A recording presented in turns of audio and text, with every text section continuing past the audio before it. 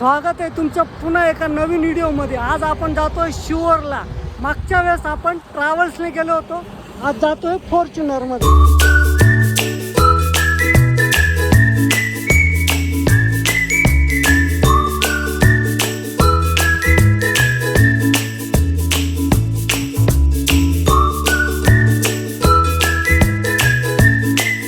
शंकर को जिसने पूजा उसका ही उद्धार हुआ। श्री शिवाय नमस्तुभ्यं, श्री शिवाय नमस्तुभ्यं, श्री शिवाय नमस्तुभ्यं।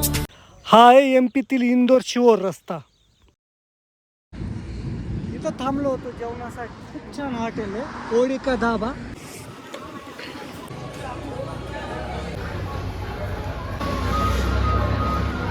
खूप मस्त जेवण दिलं त्यांनी। शिवोर पासून फक्त अंदाजे 3-4 किलोमीटर अंतर असेल। जर आले इकडं तर या ठिकाणी मस्त जेवण मिळतं, जेवण करा। चला लागू पुढच्या प्रवासाला। 100-120 किलोमीटर मध्ये पोहोचलो आपण मध्य प्रदेशातील कुबेरेश्वर धाम येथे।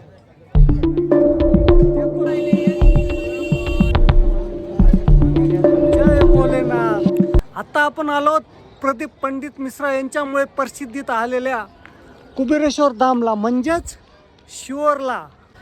आज मी तुम्हाला येथे कसं यायचं, येथे राहण्यापिण्याची कशी व्यवस्था आहे, रुद्राक्ष मिळतो का नाही, ही सर्व माहिती देणार आहे। त्यामुळे व्हिडिओ शेवटपर्यंत बघा। गाडी येथे पार्क केली ना आपण निघालो मंदिराकडे।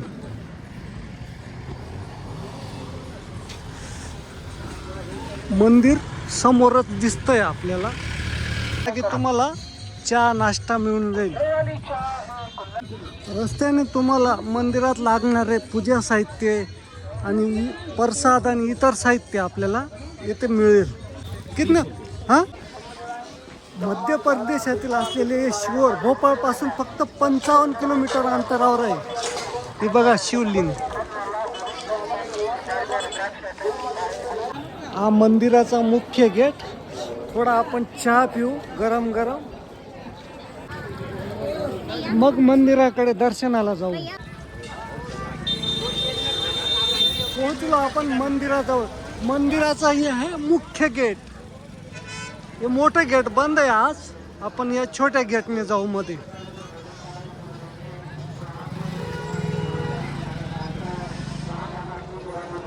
बराच बदल झालेला आहे। मागच्या वेळेस म्हणजे 1 वर्षापूर्वी आलेलो होतो तर इथं दोघं बाजूला छोटा रोड होता पत्र्यांचा। आता बघा केवढं भव्य पटांगण केलेलं आहे। ही धर्मशाळा पण नव्हती तेव्हा, आता नवीन बनवलेली। त्या तिकडं पण एक धर्मशाळेचं काम चालू आहे आणि ती समोर ही इथं पण ही जुनी धर्मशाळा आहे। हे कुबेरेश्वर धाम विशेषतः पंडित प्रदीप मिश्रा यांच्या कथाकथनासाठी प्रसिद्ध आहे। डेव्हलप तर झालंय पण मंदिराचं काम मला वाटतं अजून झालेलं नाहीये। बघू आपण मंदिराजवळ जाऊन बघू काम झालं का नाही। आम्ही इथं रात्रीच मुक्कामाला आलो होतो। आमचा रूम त्या या ठिकाणी होता। तर मंदिर परिसरातच एक धर्मशाळा आहे, तिथंच आम्ही रूम घेतलेला होता। रूम अशा पद्धतीने आहे। हा बात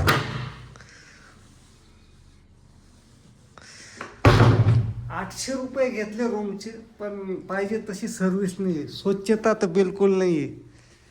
त्याच्यापेक्षा बाहेर घेतलेला असता तर परवडला असता। 500 रुपयात रूम मिळतात आणि जास्त लांब पण नाही आहे। हा ही धर्मशाळा बाजूलाच गेट, जो मेन गेटने आपण एंट्री केली ना त्या गेटच्या एंट्रीच्या समोरच भरपूर हॉटेल आहेत, जे आपल्याला 500 ते 1000 रुपयापर्यंत रूम एकदम व्यवस्थित मिळून जाईल। शिवाय इथं गरम पाणी नव्हतं, थंड्या पाण्याने आंघोळ केला आम्ही आणि तिथं गरम पाणी।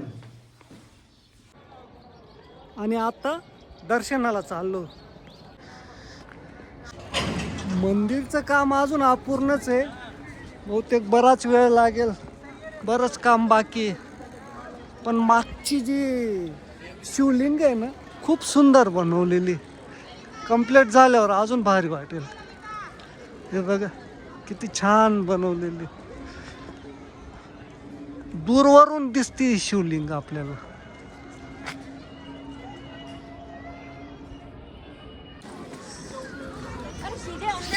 आता पोहोचलो आपण शिवशिला जवळ.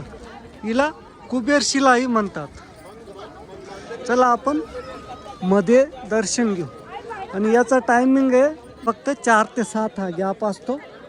नंतर आपण पूजा करू शकतो. येथे पूजा अर्चा जप मोठ्या भक्तिभावाने केले जाते.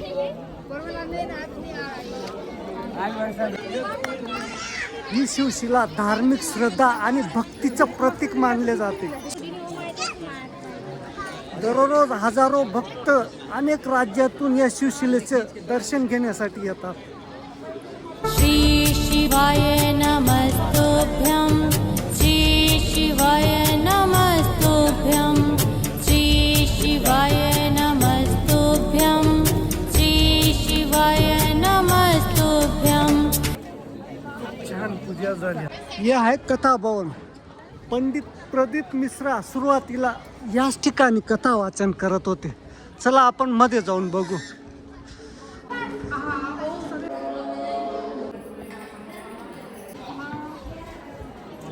याच ठिकाणी पंडित प्रदीप मिश्रा शिवमहापुराण कथा कथनाचा कार्यक्रम करायचे. आता तर ते ऑल जगामध्ये करतात.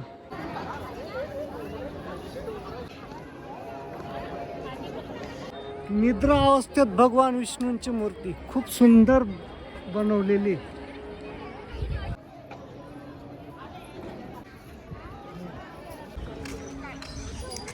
हे आहे कंकर पूजा स्थळ.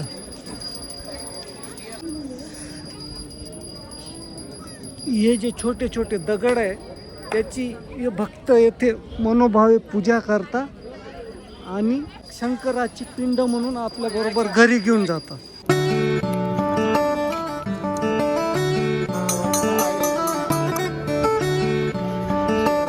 आणि हे धागा आपले मनोकामना पूर्ण व्हावे म्हणून हे धागा बांधलेले आहेत. हे बघा हे पूर्ण स्वस्तिक दिसत आहेत तुम्हाला. याच्यात हा उलटा स्वस्तिक आहे आणि हा सरळ. याचा अर्थ हा उलटा स्वस्तिक आपली मनोकामना पूर्ण व्हावी म्हणून काढता आणि मनोकामना पूर्ण झाल्यावर हा सरळ स्वस्तिक काढता.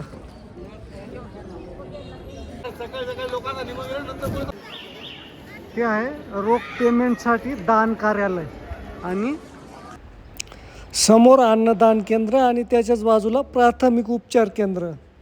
अन्नदान करायचं असेल तर या ठिकाणी आपल्याला अन्नदान करता येतं. मध्ये आटा गहू सगळी सामुग्री. हे आहे प्राथमिक उपचार केंद्र. हे आहे भोजनालय. याचा टायमिंग आहे सकाळी 11 ते 2 आणि संध्याकाळी 7 ते 8. आता वाजले 10 तर आता बंद आहे. तसं आम्ही रात्री मुक्कामी होतो येथेच जेवण केलं म्हणजे प्रसादाचा आस्वाद घेतला. रात्री 11 वाजता या ठिकाणी चक्कर मारायला आलो होतो भोजनालयाकडे. आम्ही तिथं रूम घेतला होता पण ज्याला रूम मिळाला नाही किंवा ज्याला रूम घ्यायचा नाही तर मग इथंही भोजनालयात झोपायची व्यवस्था केलेली आहे. आणि काही भक्त रात्री लेट आले ना तर याच ठिकाणी झोपलेले होते असे एवढ्या थंडीत सुद्धा. इथे पण मोठं काम चालू आहे. कशासाठी करतायत माहिती नाही पण मागच्या वेळेस आलो होतो तेव्हा इथं सर्व भक्त आराम करत होते दुपारी. बहुतेक त्यासाठी असेल का मग दुसरा काही प्लॅन असेल सांगता येत नाही.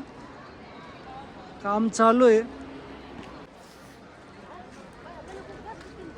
समोरच गोशाळा दिसते. चला आपण गोशाळेत जाऊ बघू गायी आहेत का नाही. ओम शिवाय नमस्तुभ्यं. एक नंबर गायी आहेत.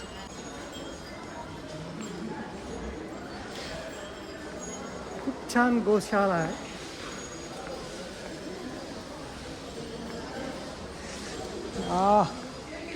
बैल पण आहे.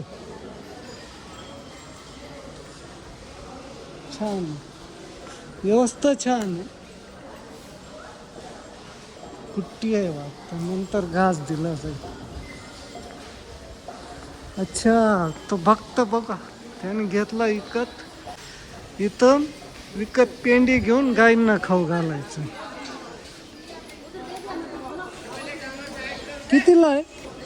कितीला आहे पेंडी?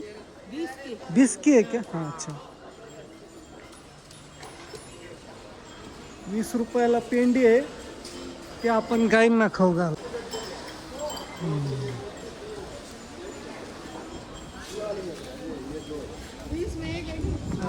ठीक आहे, मस्त आहे.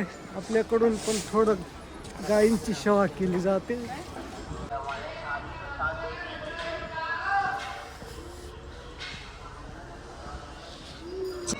गोशाळेच्याच बाजूने आपल्याला इकडं शौचालय व स्नानगृह बघायला मिळेल. ते रात्री बाहेर मुक्कामी थांबले असतील किंवा भोजनालयमध्ये थांबले असतील, त्यांच्यासाठी सकाळी इथं आंघोळीला आणि वॉशरूमला चांगली व्यवस्था केली.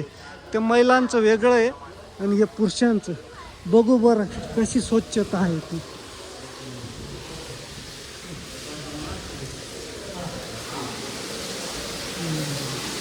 ठीकठाक आहे. तशी स्वच्छता चांगली आहे, पण आपलं पण कर्तव्य आहे की ती स्वच्छ ठेवायची. चला आपण आता रुद्राक्ष घ्यायला जाऊ. रुद्राक्षसाठी पलीकडून जावं लागेल. एक मात्र बरं आहे, या पटांगणातच सर्व व्यवस्था केलेली आहे. म्हणजे ते समोर बघा कथाकथन, तिथंच शिवशिला, समोरच भोजनालय, इकडं आपल्याला रूम मिळून जातील मुक्कामासाठी.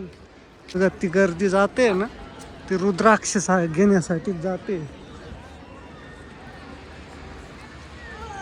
म्हणजे समोरून डायरेक्ट जायचं रुद्राक्ष घेण्यासाठी. चला तर मग आपणही रुद्राक्ष घेऊ. दवाखान्याचंही काम मोठं जोरात चालू आहे.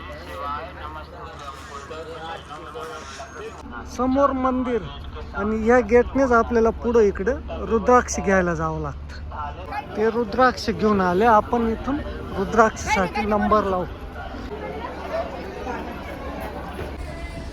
आणि रुद्राक्ष घेण्याचा टायमिंग आहे सकाळी 10 ते संध्याकाळी 5 वाजेपर्यंत.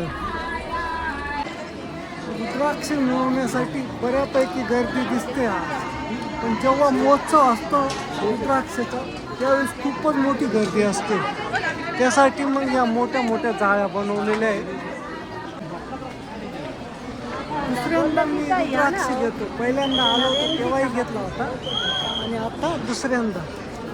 गर्दी खूप आहे. बोटाला शाई लावली जाते, म्हणजे त्याच युक्तीने परत रुद्राक्ष घ्यायला मिळाला आपल्याला रुद्राक्ष दुसऱ्यांदा.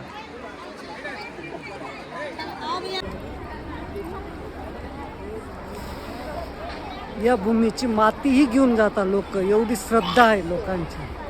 भविष्यात मोठा प्लॅनिंग दिसतोय, दूरपर्यंत काम चालू आहे.